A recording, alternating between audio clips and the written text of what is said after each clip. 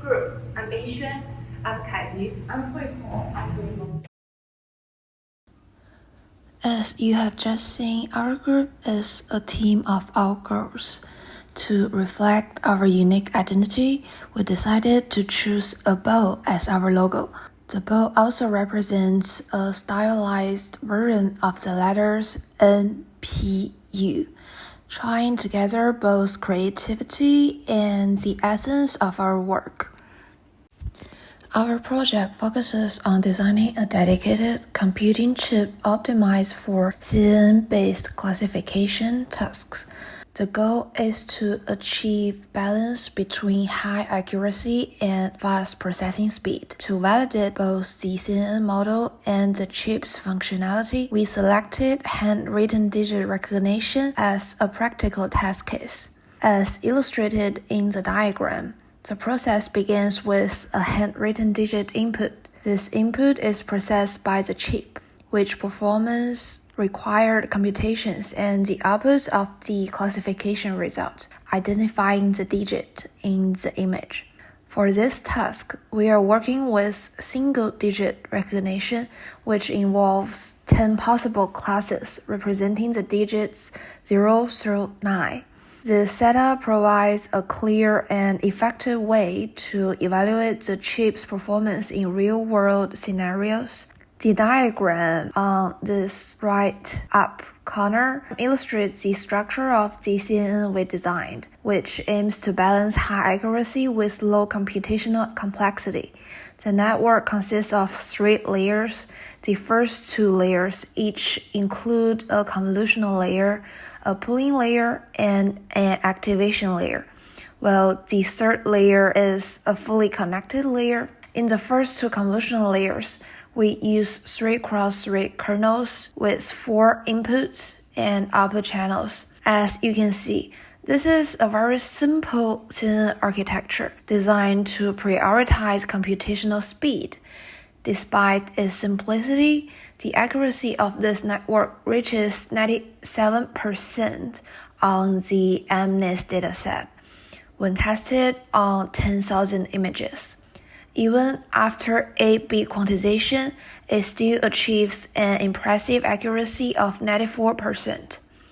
This demonstrates its effectiveness while maintaining low complexity. This slide highlights the efforts we made prior to tape-out to achieve both high accuracy and high speed. In the top left corner, you can see the die photo of our chip. On the top right is our carefully designed architecture, featuring 4 processing elements. Each PE contains 3 multipliers and 1 adder. These PEs are designed to handle the extensive convolution computations in CNNs. We meticulously determine the number of these units to ensure that from the start to the end of the computation of an image, all multipliers and adders are working all the time. Additionally, we implemented a pipeline design to further enhance the computational efficiency.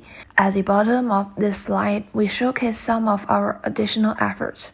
For example, we carefully manage place and route and synthesis to ensure there are no setup or hold violations. The table in the center highlights the extensive testing we performed, spanning the code level, schematic level, and layout level.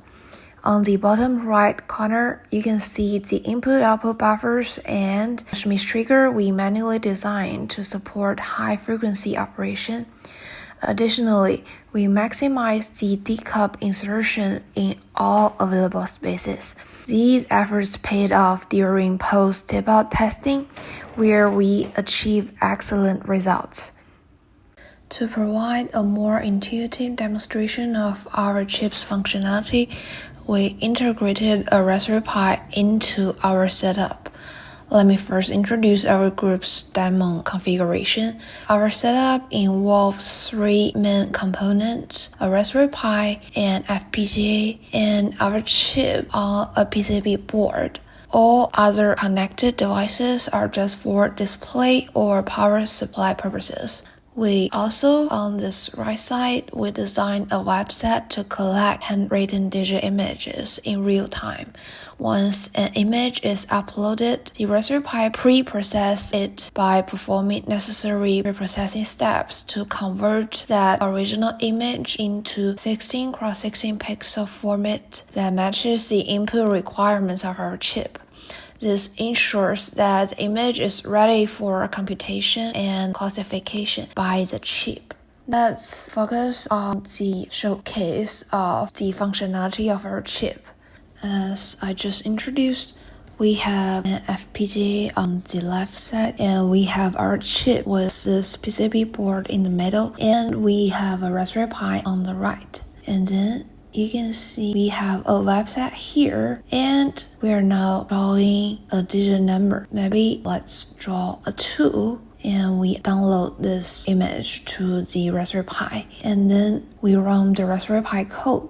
This Raspberry Pi code will pre-process the image, and this is the pre-processing result. The leftmost one is the original image.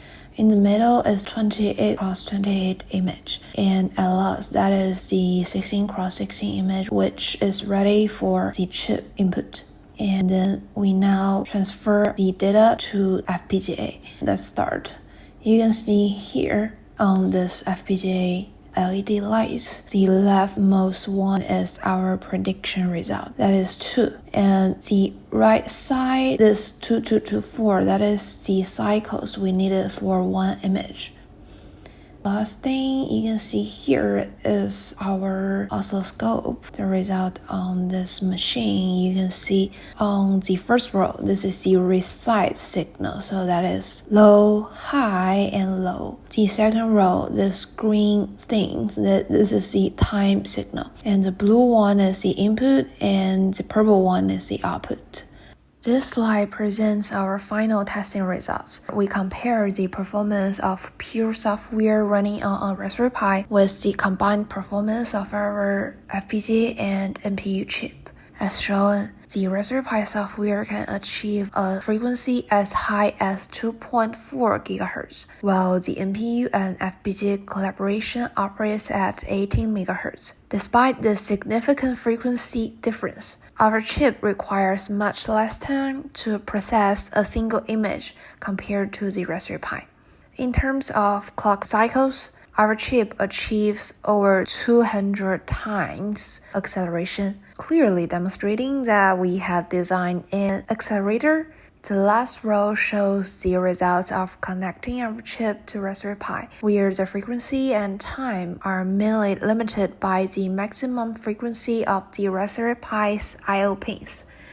Last year, there was also an NPU chip project, and this slide compares our chip with theirs.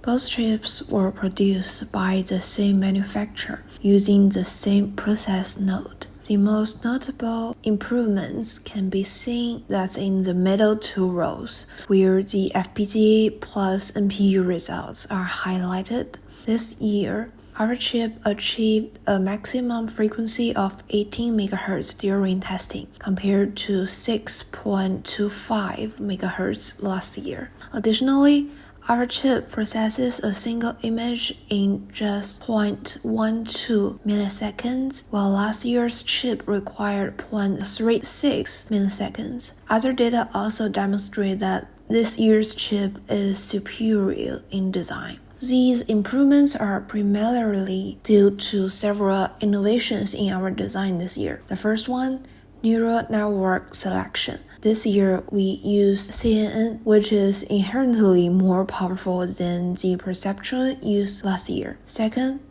we have a more advanced architecture. We implemented a more sophisticated architecture to enhance the performance. And the third one, we added more decoupling capacitors to improve stability and efficiency so our frequency can be higher. Finally, we would like to express our heartfelt gratitude first to Professor PK for his guidance and support throughout this project. We also sincerely thank Apple for sponsoring us and draw attention from Apple for their valuable input. Most importantly, we are deeply grateful to our TA Alfred, who met us almost every week over the past year, helping us solve problems, providing advice, and guiding us through all those challenges.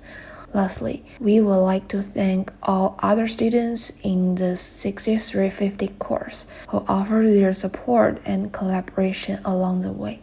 Thank you all.